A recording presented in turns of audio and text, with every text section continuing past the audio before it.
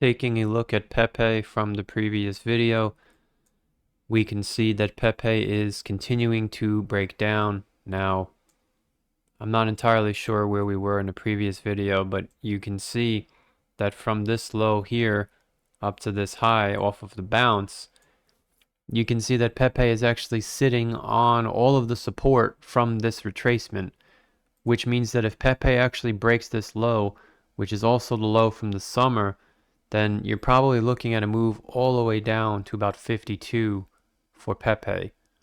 In other words, if we delete this and we actually take our fib from this high down to the low, you can see that Pepe is already getting rejected at the 236 retracement, which means that we could bounce like this and still be bearish.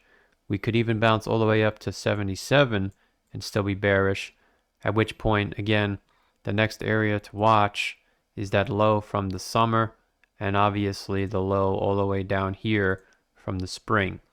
Now, in order to avoid this capitulation to the downside, Pepe would have to get over 77, which means if we can get over 77, then we would be looking for a larger move up to 90 and the ultimate 382 up here, which you can see from the all-time high down to right now is about 1126.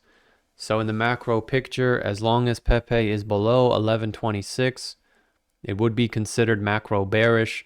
Once you get over 1126, you could argue the bottom is in and a new bull run will form. However, as long as Pepe is below the 236 on the micro time frame, Pepe is actually extremely bearish, and another move down to 58 would be in play, and ultimately 50. So in order to invalidate this 50 level, Pepe would have to get over 77. Until then, it's either going to go sideways or down. Obviously, if we break down, then we could start signaling that Pepe is in a bear market, because any lower than 5, and you're going to take out the low from the spring, and essentially there's really nothing here except for a bunch of air. So Pepe would probably go right back down, but we'll take it day by day, and in my opinion, as long as Pepe is below 718, it is considered very bearish. However, getting over 718 would confirm that a bounce is in play. And again, getting over 77.5 would send you back up to about 11. So that is pretty much it. None of this is financial advice.